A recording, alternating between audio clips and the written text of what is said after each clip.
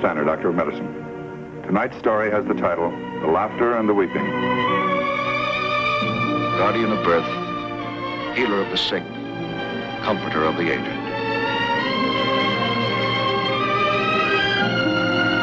And the qualities of the worthy physician are three: the eye of an eagle, the heart of a lion, the hand of a woman.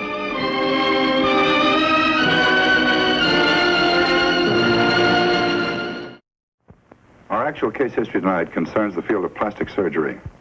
The object in point, a surgical knife. The case in point, Harold John Sutherland. Professionally, he's known as Lord Harold Percival Sutherland. He's 34 years old, unmarried. Thus far, his life has not been without tragedy. At the age of 12, his twin brother was struck down and killed by a hit-and-run driver. The disaster carved a lasting impression on the mind of an already sensitive boy. Graduated from high school at the age of 17, Harold entered college with one goal in view: to earn his master's degree in English literature, and ultimately a certificate as a qualified teacher in the same field of learning. But toward the end of his second year in college, his father sustained critical injuries in an auto accident and became permanently bedridden. So at the age of 19, Harold quit his studies in order to support his mother and his invalid father, and he sought quick, profitable employment. Because of his unusual physical development and his athletic ability, he gained a foothold in professional wrestling almost immediately. From the very beginning, he hated it. But it meant quick money, and that's what he needed for the support of his parents. In a few months, he'd be free to get a better job, a chance to continue his education. But it didn't happen. A few months lengthened into a year, and 2 years, 5 years, 10 years. A chance to return to his studies. Somehow he managed to keep that hope alive. But another few years and his last hope died. There was no chance. To Harold Sutherland, there was nothing else left. It had to be wrestling. For him, there was no other job. Any bitterness he felt was tempered with the knowledge that he had devoted 15 years of his life to two people he loved most. One of them, his mother, died a year ago. Now death threatens his aging father, still an invalid. 12 hours ago, he suffered a brain hemorrhage, a stroke. The outcome is still in doubt. Still the same? Hasn't there been any change at all? I called Dr. Getz, the neurologist, in consultation. He agrees with the diagnosis.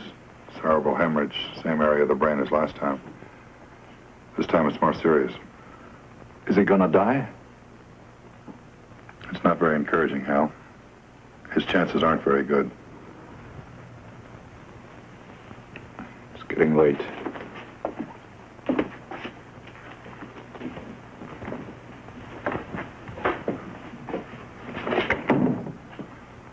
I know it's hard to accept. It's always hard. I should have been expecting it, I guess, after the last time. Hal, your father's a remarkable man, but he is getting on. And he hasn't had an easy time of it. An invalid the last 15 years. Long time. God knows he's had enough pain. Maybe it's better this way, I don't know. Hal, it's something we all have to go through sooner or later. Even before his accident, your dad always figured he'd have a pretty good life. That's more than you can say for yourself so far. I think you know what I mean. Well, you know what the situation is, Doctor. We've talked about it before. That's all we've done is talk. Hal, you're 34 years old. You've spent a lot of years doing things for other people. Isn't it about time you tried to do something for yourself for a change? I'm sorry, Doctor. It's getting late. I've got to get going. You planning to go back to school? Get that teacher's certificate? I don't know. Maybe if I get a chance. You'll do what you can, won't you? I'll be back as soon as I can, maybe around midnight. We'll do everything possible. If there's any change in his condition, we'll let you know right away. Thank you, Doctor. Hal, think about what I said about the future, about trying to do something for yourself for a change. Seriously. All right, Doctor. I don't know how it can change anything, but I'll think about it.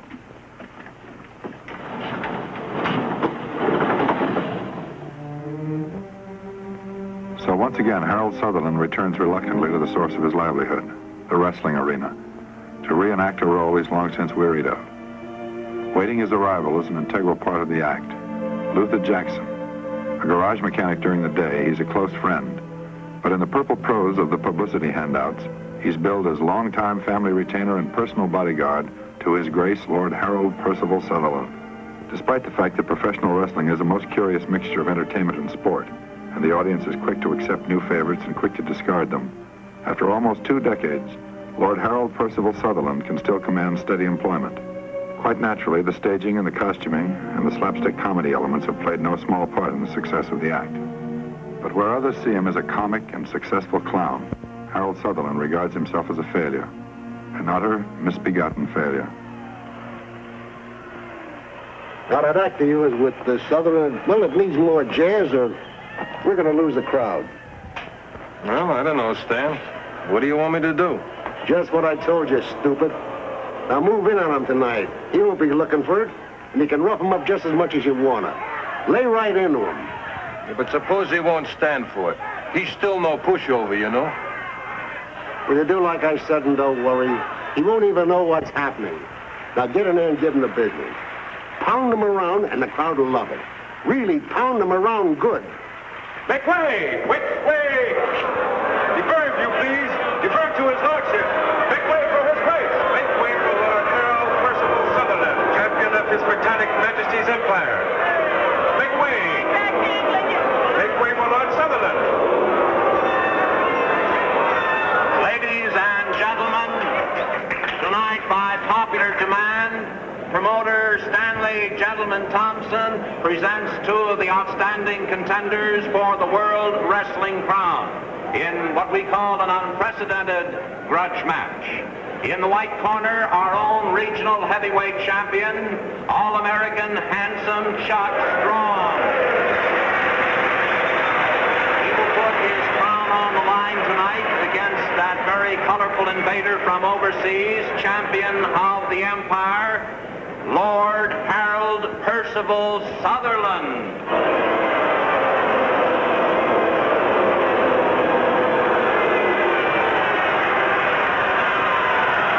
Ladies and gentlemen, by popular request, Lord Percival's recitation tonight, a speech from William Shakespeare's play, King Henry VI. Lord Percival, if you please.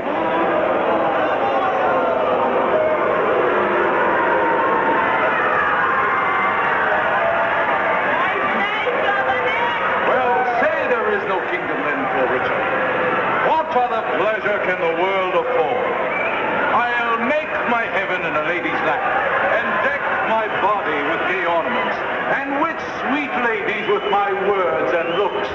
Oh, miserable thought! And more unlikely than to accomplish 20 golden crowns. Why, love forswore me in my mother's womb.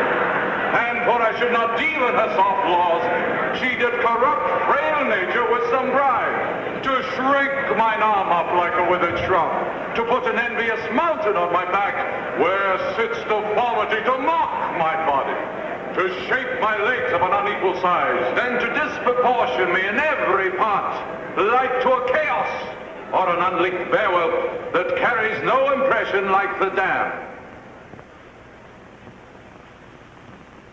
And am I then a man to be beloved? Oh, monstrous fault, to harbor such a thought. Are you sick of your... All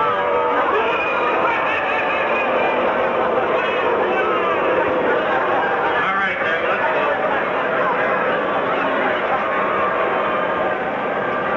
All right, men, we all know the rules here, and I'm going to enforce them. Any questions, I'll take them now. Let's go. All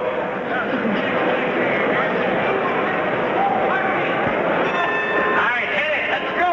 Come on.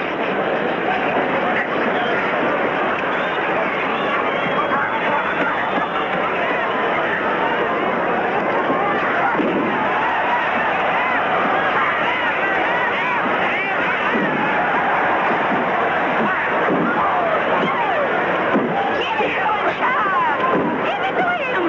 Oh, that's a way of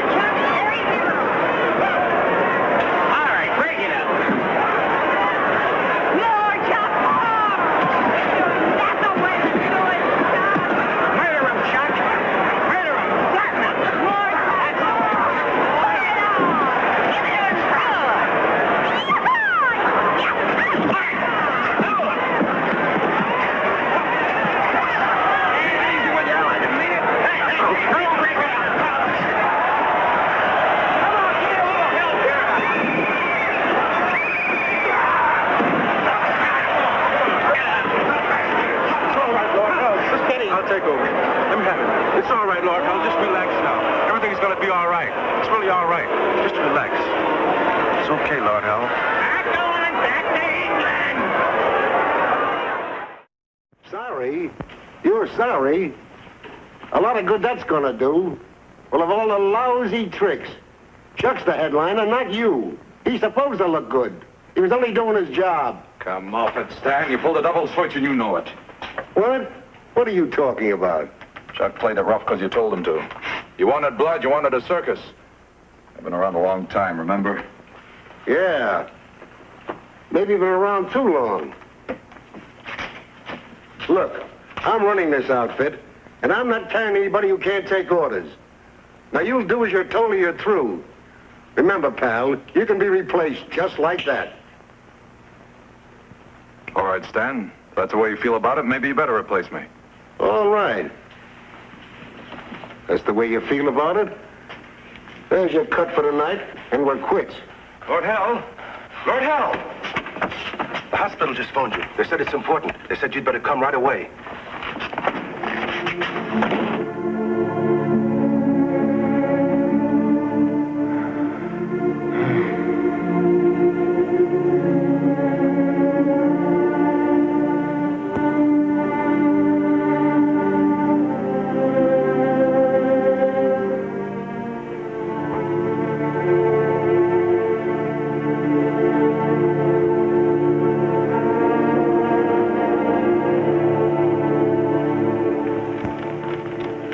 Meanwhile, you have to go on living. How about yourself? Got any plans? No, I guess not. I don't know. Everything seems kind of empty. Nothing to work for anymore. Yeah, you said you quit your wrestling job tonight. How about going back to school and getting that teacher's credential? That's what you always wanted, isn't it? I haven't thought about it much lately. It's been too long. It wouldn't work. Oh, why not? Money, for one thing. There's been a lot of expenses. Haven't been able to save much. Not enough to drop everything and go back to school. That's not a very good excuse, is it? Ever since I've known you, you've been a pretty resourceful fellow. I think you could work it out to go back to school and get that teacher's credential if you really want it. It is, isn't it? All right, it is. But take a look at this again. How about it? Can't you just picture me in a class with a bunch of 20-year-olds? Lord Sutherland goes to college. Be a great picture, wouldn't it? Hal, age is no argument. There are plenty of people older than you in college right now. With a face like this? I've told you about that a half a dozen times. In my opinion, plastic surgery would make all the difference in the world. Look, Doctor, I know what you're trying to do, and I appreciate it. But let's face it, I'm in no position to go to a plastic surgeon. And if I could, how much good would it do me? Well, you've never been examined by a plastic surgeon. How would you know? I've heard of some cases. Plastic surgeons aren't miracle men. Besides, they wouldn't be interested in a case like mine. I'm no rich old lady who wants to have her face lifted or a movie star who has to look good. Well, you've got a pretty strange impression of plastic surgeons. Sure, there's some doctors who confine their practice to cases like that, and in their own way, they're important. But plastic surgery goes far beyond that. They're curing everything from leg ulcers by a skin graft to repairing major features that have been destroyed by accident or disease. That's fine, Doctor. Maybe it could help a little. But who cares? I'm a wrestler. It doesn't make any difference. It makes all the difference in the world, and you know it. It could change your whole life for the better. It's no use, Doctor. It's a waste of time. Thanks, anyway. Hal, your mother and father were never very happy because you couldn't finish your education. All right? They knew you weren't happy. They knew you wanted to be a teacher more than anything else in the world. I suppose so. Well, if you won't do it for yourself, how about doing it for them? What do you say? You win, Doctor. Name the time and place, and I'll be there.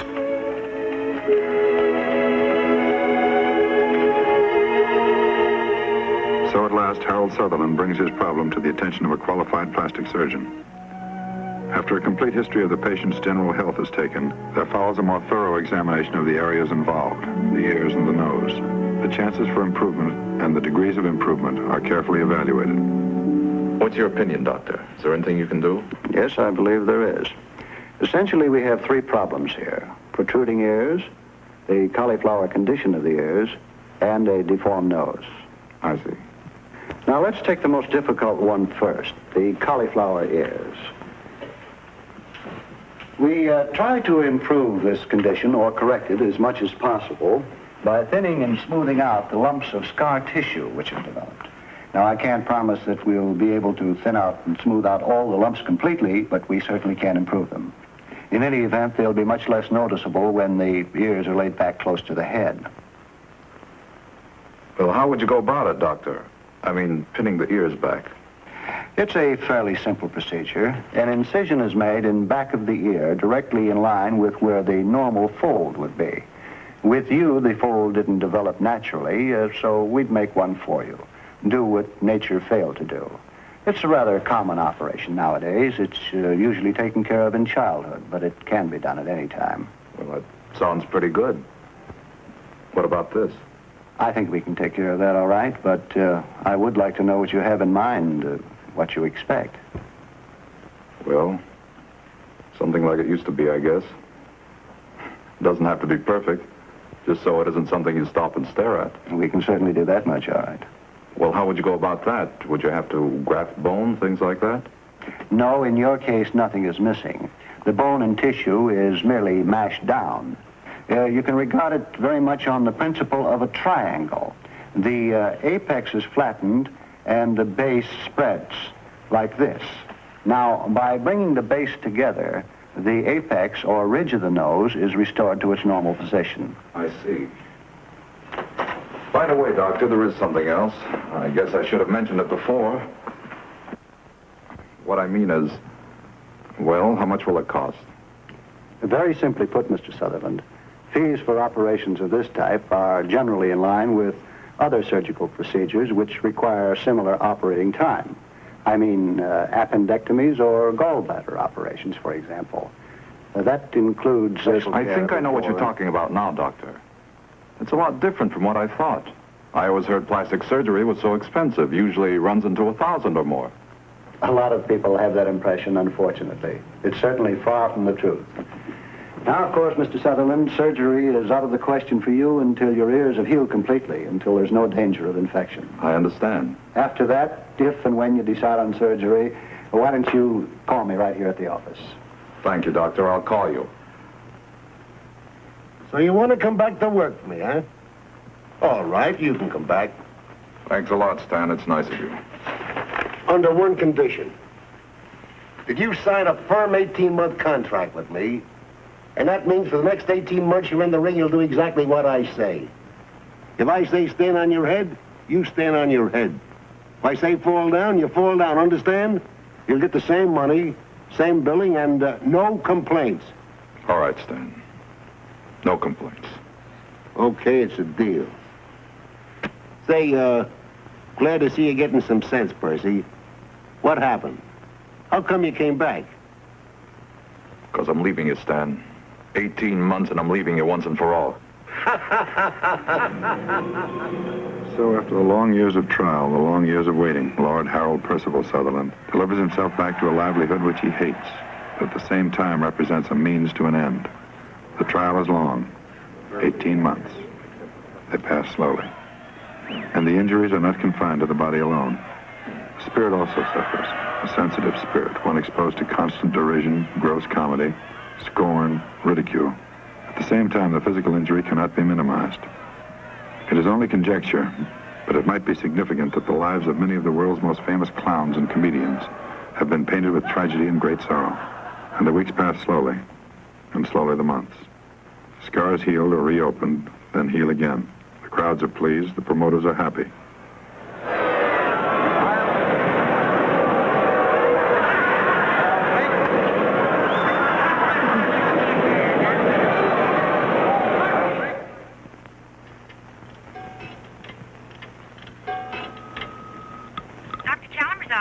Hello, this is Harold Sutherland speaking. I'd like to make an appointment with Dr. Chalmers, please. This week?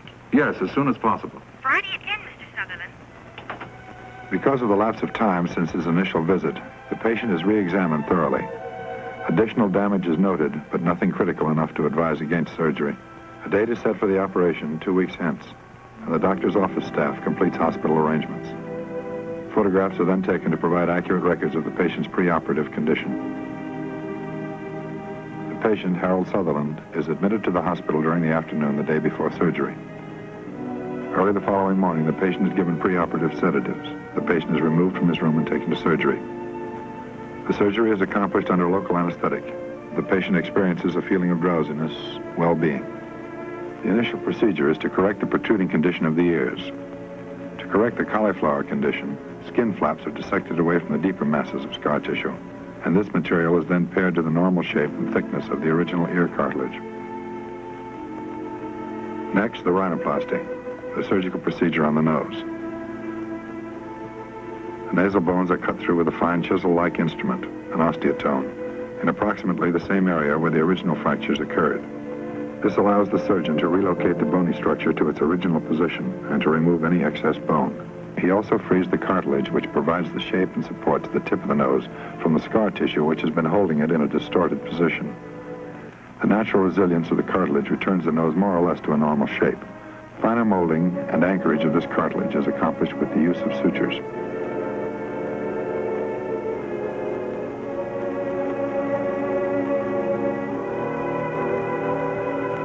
The day after surgery, the patient returns home. After 3 days, at the physician's office, the gauze packings are removed from the nostrils, the metal nose splint is taken off, and adhesive tape strapping is changed. This same tape strapping will remain on a full week after the first change of dressing. The ear bandages are changed at 3-day intervals. Then after 10 days, all bandages are removed. In 2 weeks, some amount of discoloration and swelling can be detected by doctor and patient, but not by the casual observer. After 2 months, almost all of the swelling is gone, and post-operative pictures are taken. Why, yes, send him in. Friend of yours. Howard? Conrad? Brought the journal back. Thanks a lot. Pleasure. I think you know the patient, don't you, Doctor? Oh, Harold Sutherland. How about this? You finally got it done. That's right. Well, congratulations. You really did get yourself fixed up. He did fine, didn't he? It should look even better when the swelling's gone. It looks great right now. What have you been doing with yourself lately? Oh, I've been working in the garage at night, brushing up on my books some during the day. You're going to finish up? You're going back to state teachers? Solid 2 years. Fall semester opens a week from tomorrow. Oh, that's wonderful. That's just wonderful. Decide what you're going to major in. You know as well as I do. Corrupt frail nature with some bribe. To shrink mine arm up like a withered shrub, to make an envious mountain on my back. Where sits deformity where sits deformity? Sorry, Mr. Sutherland, I forget. All right, Donald, that was a fair try. But I think you were too busy memorizing to grasp the real meaning of the words. Now, I'm no expert, but I have read in public before. Maybe this might give you a better idea of what Shakespeare was trying to say in this speech. Oh, miserable thought. And more unlikely than to accomplish 20 golden crowns.